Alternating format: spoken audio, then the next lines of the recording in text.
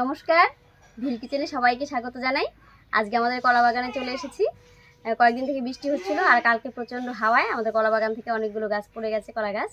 তো এখান থেকে একটা কলা গাছ কেটে থোড় বের করব, আর থোড়ের একটা ঘন্ট রেসিপি আজকে আপনাদের সঙ্গে শেয়ার করব, একটু অন্যরকম করে। আপনার সঙ্গে থাকুন, আশা করছি ভালো লাগবে।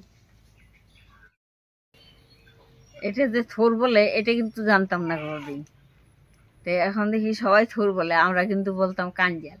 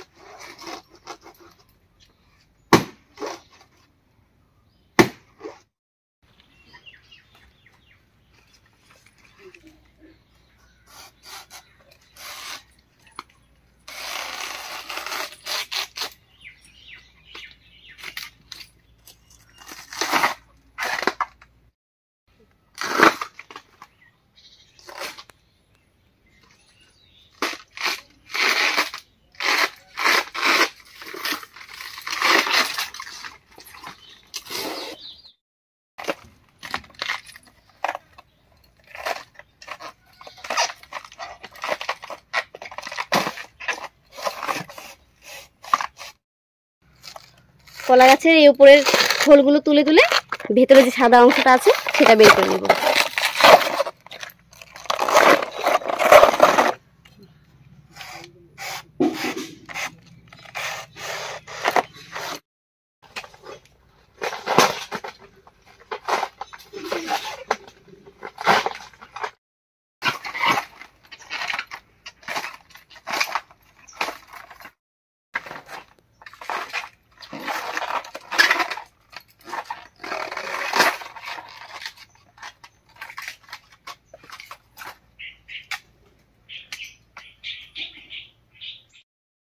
কলা থোরটা বের করে নিলাম, আর থোরটাকে কিন্তু এরকম সোজা করবো না, সোজা করলে শক্ত হয়ে যাবে। এবারে গিয়ে রান্না করব কেটে। চলো।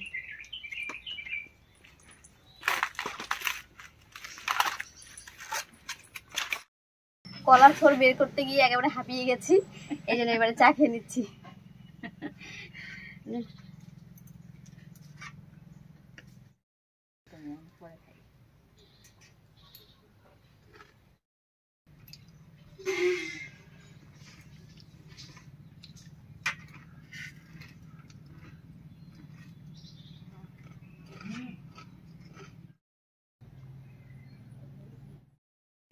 চা খাওয়া হয়ে গেল, এবারে কলার থোরটা কেটে নেব। আর তার জন্য এখানে আমি গামলায় অর্ধেক গামলার মতো জল নিয়েছি, আর তার মধ্যে দেবো একটুখানি হলুদ। তাহলে তো কলার থোরটা কেটে রাখলে আর কালো হবে না।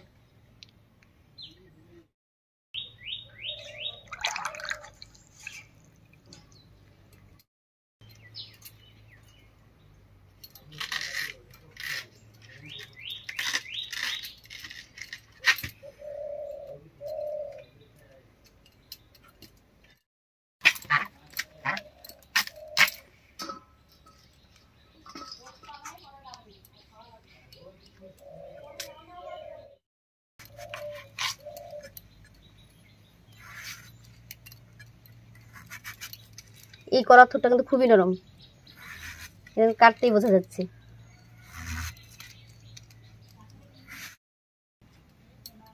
সাধারণত সবাই কিন্তু বিচি কলার থোরটাই খায়, তবে এই সাগর কলার থোরটা কিন্তু বিচি কলার থোরের থেকে অনেক বেশি টেস্টি, আর এটা অনেক নরমও হয় রান্না করলে।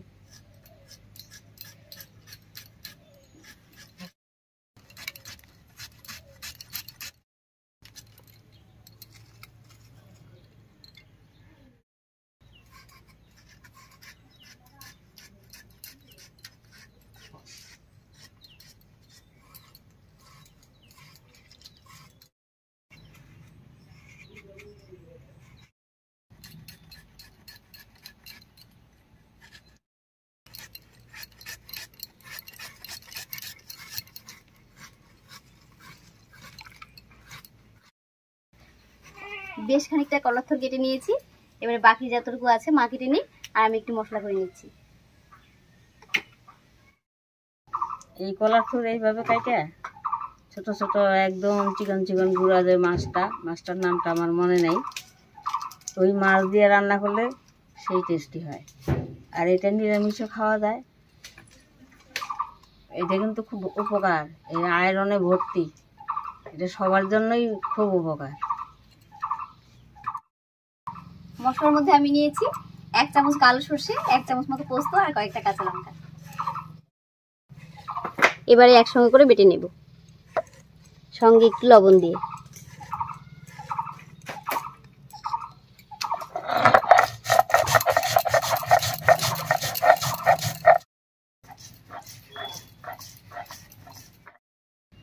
বাংলাদেশে যখন ঢাকায় থাকতাম তখন এগুলো সবাইকে দেখতাম এতটুকু করে কিনে আনতো, ওই চিকন চিকন সেই সরু মাছটা দিয়া সবাই এটা রান্না করে খুব আনন্দ হইতো, খাইতেও ভালো লাগতো। তখন আমিও করছি, খাইছি।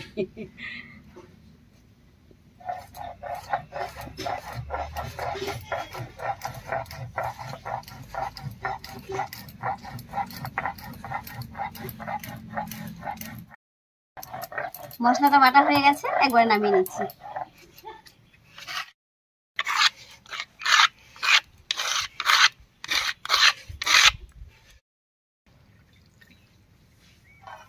সবকিছু রেডি হয়ে গেছে।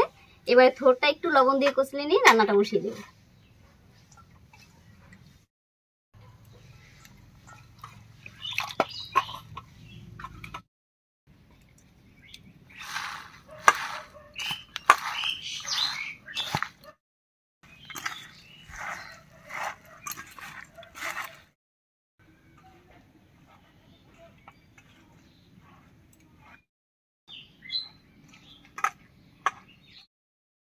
লবণ দিয়ে খুব ভালো করে কষলে নিয়েছি। এবারে হালকা করে চিপে চিপে নিচ্ছি।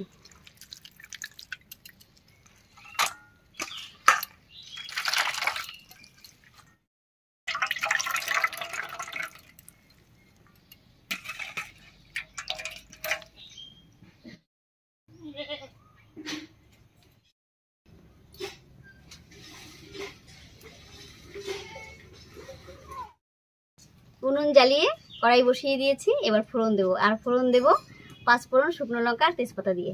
তার জন্য কড়াইতে দিয়ে দেবো সরষের তেল।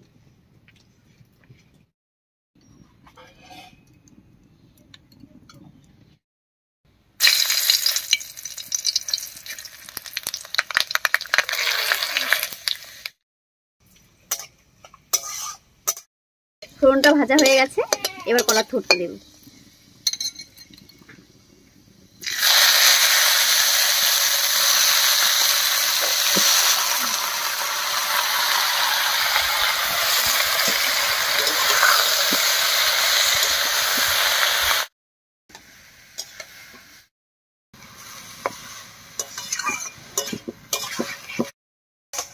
ফোড়নের উপর কলার থোড়টা দিয়ে নাড়িয়ে নিয়েছি। আর দেখুন থোড়টা কি সুন্দর সাদা রয়েছে, কোনো রকম কালো হয়নি। এবার এর মধ্যে দেব স্বাদ মতো লবণ আর হলুদ। লবণ অল্প করে দিচ্ছি, আগে দেওয়া ছিল।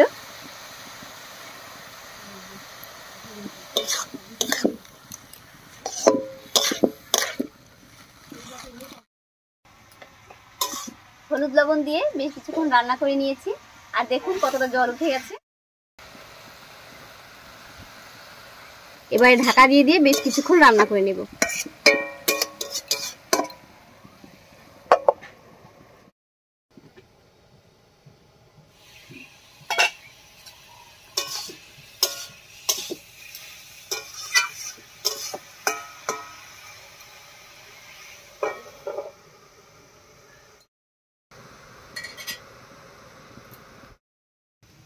বেশ কিছুক্ষণ ঢাকা দিয়ে দিয়ে রান্না করে নিয়েছি। এবারে ঢাকাটা তুলে নিচ্ছি।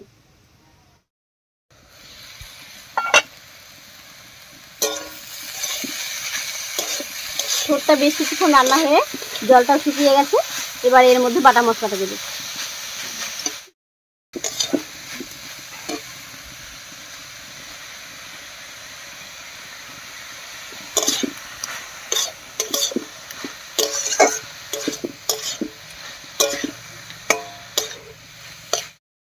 মশলাটা দিয়ে বেশ কিছুক্ষণ নাড়িয়ে নিয়েছি।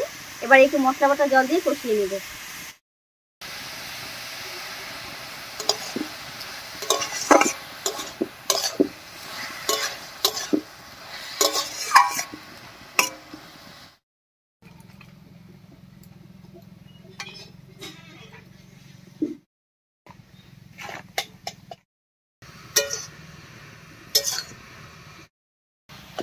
রান্নাটা প্রায় হয়েই গেছে। এবার এর মধ্যে দেবো কয়েকটা ভিজিয়ে রাখা কিশমিশ আর 1 চামচ মতো চিনি।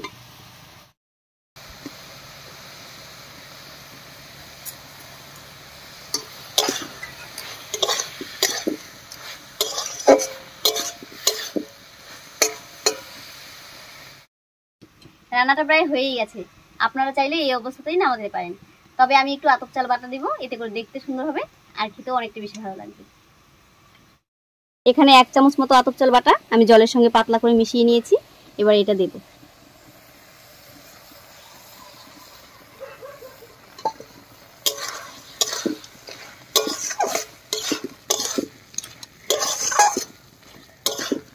রান্নাটা আরো অনেকটা মাখা মাখা হয়ে গেল। এবার একটুখানি রান্না করে নামিয়ে নিচ্ছি।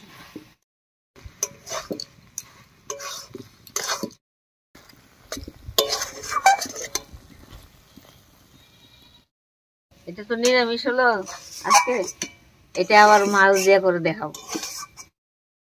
রান্নাটা একদম রেডি হয়ে গেছে, এবার নামিয়ে নিচ্ছি।